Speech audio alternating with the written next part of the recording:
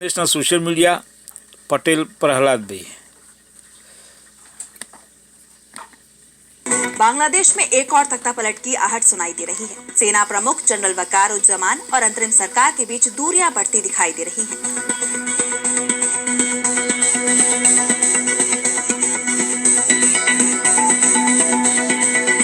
बांग्लादेश के मोहम्मद यूनुस के नेतृत्व वाली अंतरिम सरकार के खिलाफ जनता का गुस्सा बढ़ता दिखाई दे रहा है, तो सेना प्रमुख भी सरकार के कामकाज से खुश नहीं दिखाई दे रहे। इस बीच खबर आ रही है कि बांग्लादेश की सेना ढाका की तरफ कूच कर रही है, तो बांग्लादेश में फिर होगा तख्तापलट। इस पर हम करेंगे विस्तार से चर्चा, लेकिन आइए जरा उन खबरों को भी देख लें जिन पर आगे होगी बात।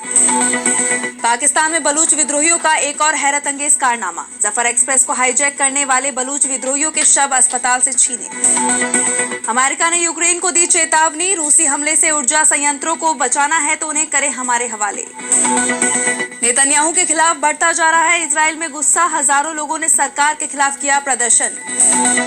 और चलते चलते में देखेंगे दुनिया के सबसे छोटे पुल को, जो दो देशों को जोड़ने का करता है काम। पुल पार करते ही बदल जाता है समय। इन सभी खबरों पर हम आगे विस्तार से करेंगे बात, लेकिन पहले एक नजर हेडलाइंस पर। सूडान की सेना ने प्रेसिडेंशियल पैलेस पर दोबारा किया कब्जा। 2 साल की जंग के बाद खार्तूम में पैरामिलिट्री फोर्सेस का आखिरी गढ़ भी जीता।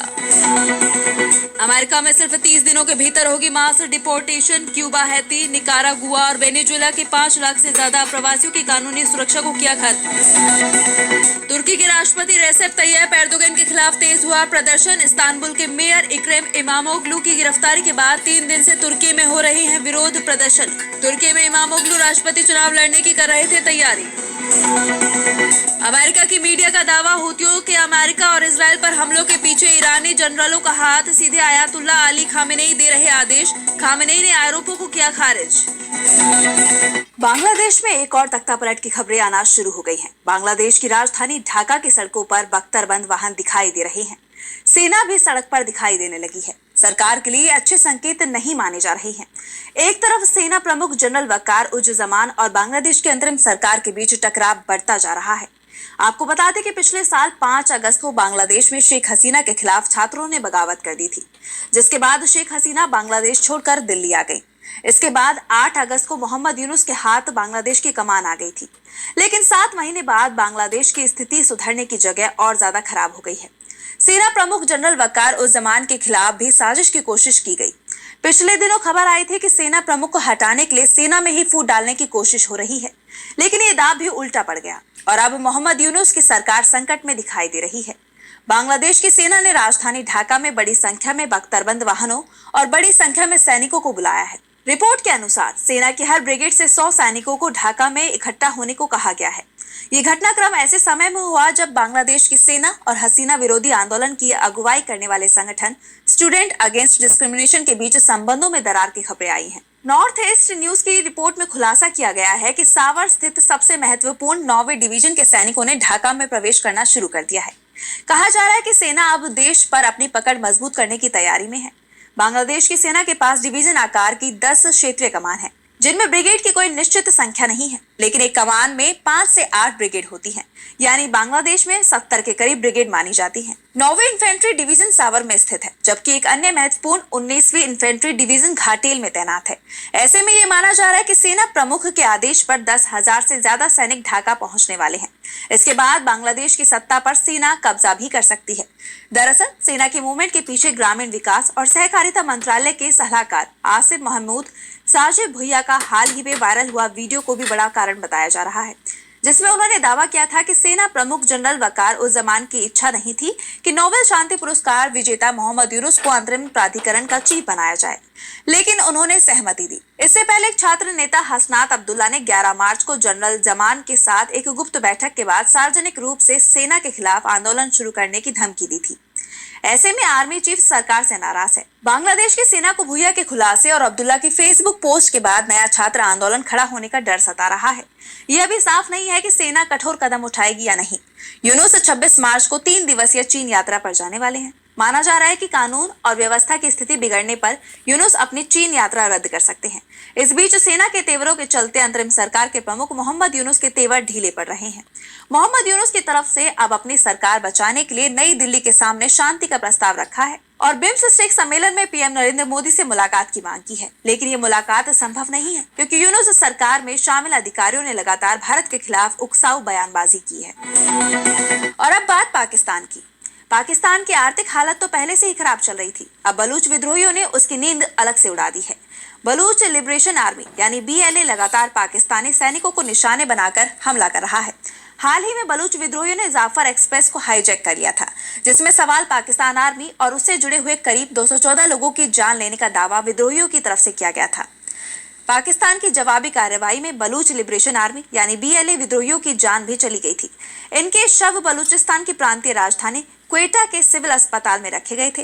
लेकिन अब खबर आ रही है कि इस अस्पताल पर बलूच प्रदर्शनकारियों ने ही हमला कर दिया है। प्रदर्शनकारी अस्पताल में घुस गए और अपने साथ बलूच विद्रोहियों के शव भी ले गए। सिविल अस्पताल के बाहर ये प्रदर्शन विवादास्पद बलूच अधिकार कार्यकर्ता मेहरंग बलूच के नेतृत्व वाले संगठन बलूच यकजहती कमेटी यानी BYC ने किया था। अस्पताल के अधिकारियों ने कहा कि प्रदर्शनकारी जबरन मुर्दाघर में घुसने में सफल रहे और कम से कम 5 शवों को अपने साथ ले गए। हालांकि अभी तक साफ नहीं है कि लापता व्यक्तियों के रिश्तेदारों ने शवों को लेने से पहले उनकी पहचान की या नहीं। स्थानीय अधिकारियों ने पुष्टि की है कि वो शव जाफर एक्सप्रेस पैसेंजर ट्रेन के हमलावरों की थी और प्रतिबंधित BLA उग्रवादी समूह से संबंधित थे। प्रांतीय सरकार के एक अधिकारी ने कहा कि जो लाशें ले जाई गई वो उन आतंकवादियों की अज्ञात लाशें थी जो जाफर एक्सप्रेस पर हमले के बाद सैन्य अभियान में मारे गए थे। पाकिस्तान में बलूचों के बढ़ते हौसलों के बाद अब सेना बैकफुट पर दिखाई दे रही है। हाल ही में एक रिपोर्ट सामने आई थी जिसमें कहा गया था कि पाकिस्तान की आर्मी से 2500 सैनिकों ने इसलिए इस्तीफा दे दिया क्योंकि उनकी ड्यूटी बलूचिस्तान में लगाई गई थी। और अब अगली खबर में बात रूस और यूक्रेन के बीच चल रही लड़ाई की। रूस और यूक्रेन में युद्ध विराम की कोशिश अभी तक कामयाब नहीं हो पाई है। रूसी राष्ट्रपति पुतिन ने सिर्फ यह आश्वासन दिया है कि उनका देश यूक्रेन में ऊर्जा संयंत्र और बुनियादी ढांचे पर हमले नहीं करेगा।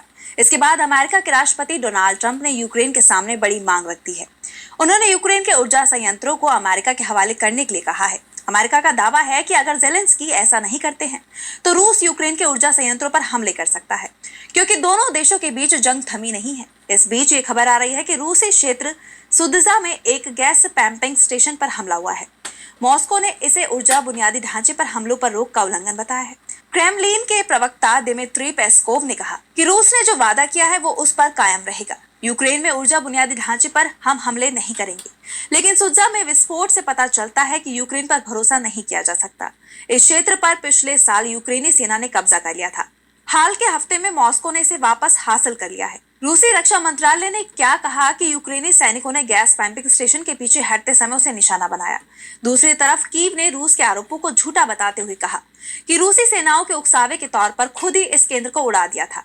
यूक्रेन और रूस के बीच जिस तरह से आरोपों का खेल भी शुरू हो गया है, उसके बाद ये कहा जा रहा है कि ऊर्जा संयंत्रों पर हमले नहीं करने का जो वादा दोनों देशों ने किया है वो वादा ज्यादा वक्त तक नहीं टिक पाएगा। ऐसे में अमेरिका ने यूक्रेन से साफ कह दिया है कि अगर अपने ऊर्जा संयंत्रों को रूसी हमले से बचाना है तो उन्हें हमें सौंप दे। अब बात है इजराइल की। इजराइल की सड़कों पर जबरदस्त उबाल देखने को मिल रहा है। हजारों लोग हाथों में बैनर और झंडे लिए नेतन्याहू सरकार के खिलाफ प्रदर्शन कर रहे हैं। इनका साफ कहना है कि प्रधानमंत्री बेंजामिन नेतन्याहू की सरकार लोकतंत्र पर हमला कर रही है। सरकार युद्ध को राजनीतिक हथियार बना रही है और गजा में अब भी बंधक बने 59 लोगों की रिहाई को लेकर गंभीर नहीं है। माना जा रहा है कि इन बंधकों में 24 अब भी जिंदा है। यरूशलेम में नेतन्याहू के आधिकारिक आवास के बाहर और तेल अवीव की मुख्य सड़कों पर प्रदर्शनकारियों की भारी भीड़ उमड़ी। हाथों में इजरायली झंडे और गजा में बंधकों की रिहाई के लिए तख्तियां लिए लोग सरकार के खिलाफ नारेबाजी कर रहे थे। इस प्रदर्शन की शुरुआत इजराइल की सुरक्षा एजेंसी शिन बेत के प्रमुख रोनन बार को हटाने की नेतन्याहू की कोशिशों के खिलाफ हुई थी, लेकिन इसके बाद गजा में जारी बमबारी और युद्ध विराम को तोड़ने की वजह से प्रदर्शन और तेज हो गया। गजा पर हाल ही में हुए इजरायली हमलों में करीब 600 लोगों की मौत हो गई, जिससे देश के भीतर नेतन्याहू के खिलाफ गुस्सा और बढ़ गया। इस बीच नेतन्याहू को एक और बड़ा झटका लगा है। इजराइल की सुप्रीम कोर्ट ने नेतन्याहू के उस आदेश को रोक दिया है जिसमें उन्होंने घरेलू सुरक्षा एजेंसी शिन बेट के प्रमुख रोनेन बार को हटाने का आदेश दिया था। अदालत ने कहा कि ये रोक तब तक जारी रहेगी जब तक इस मामले पर अंतिम सुनवाई नहीं हो जाती। जो 8 अप्रैल से पहले होगी। आपको बता दें कि नेतन्याहू के कैबिनेट ने सर्वसम्मति से रोनन बार को बर्खास्त करने की मंजूरी दी थी। नेतन्याहू के कार्यकाल ने घोषणा की थी कि बार की बर्खास्तगी 10 अप्रैल से प्रभावी होगी, लेकिन अगर सरकार को इससे पहले कोई नया प्रमुख मिल जाता है तो ये फैसला जल्दी भी लागू हो सकता है। लेकिन अब सुप्रीम कोर्ट के आदेश के बाद साफ हो गया है कि नेतन्याहू नए प्रमुख का ऐलान नहीं कर पाएंगे। और अब चलते चलते मैं बात करेंगे दुनिया के सबसे छोटे पुल की। शहरों में इतने लंबे लंबे पुल बनते हैं कि उन्हें पार करने में काफी वक्त लग जाता है। सोचिए अगर कोई पुल 2 देशों के बीच बना होगा तो वो कितना लंबा और भव्य होगा। लेकिन ऐसा जरूरी नहीं है। आज हम आपको दुनिया के सबसे छोटे पुल के बारे में बताने जा रहे हैं, जो सिर्फ 19 फीट लंबा है। ये 2 देशों के बीच बना है। द पुर्तगाल न्यूज वेबसाइट के मुताबिक दुनिया का सबसे छोटा पुल स्पेन और पुर्तगाल के 2 गांवों को जोड़ने का काम करता है। ये पुल पुर्तगाल के जिले में आता है। इस पुल का नाम है मार्को इंटरनेशनल ब्रिज। ये पुल पुर्तगाल के मार्को गांव और स्पेन के एल मार्को को जोड़ता है। ये पुल सिर्फ 6 मीटर यानी कि 19 फीट लंबा है और 1.45 मीटर चौड़ा है। ब्रिज का जो लुक है वो बहुत पुराना है। ऐसा लगता है कि ये सालों पहले बना था। पर आपको जानकर हैरानी होगी कि ये पुल पेड़ों के तनों से बना था। पुल को पार करते समय ऐसा लगेगा जैसे पश्चिमी यूरोप के किसी ग्रामीण इलाके की एक छोटी सी धारा को पार कर रहे हैं। इसके निर्माण की कहानी भी काफी रोचक है। इसकी खास बात यह है कि ये पुल तस्करों ने बनवाया था। एक रिपोर्ट के मुताबिक काफी पहले ये पुल दोनों देशों के तस्करों के लिए रास्ते का काम करता था। एक तरफ से दूसरी तरफ तस्कर अवैध ढंग से सामान ले जाया करते थे। तंबाकू, कॉफी, जैतून आदि की तस्करी हुआ करती थी। पर नदी में बाढ़ आने की वजह से ये पुल बह जाया करता था। तब दोनों गांवों के लोगों ने इसे लकड़ी की चादरों से बनाया। पुल इतना छोटा है कि इसके ऊपर से सिर्फ पैदल यात्री या फिर 2 व्हीलर गाड़ियों के ही जाने की इजाजत है। ये पुल अब काफी पॉपुलर टूरिस्ट डेस्टिनेशन बन चुका है। दूर दूर से इसे देखने के लिए लोग आते हैं। तो फिलहाल के लिए वर्ल्ड न्यूज में बस इतना ही। देश और दुनिया की तमाम बड़ी खबरों के लिए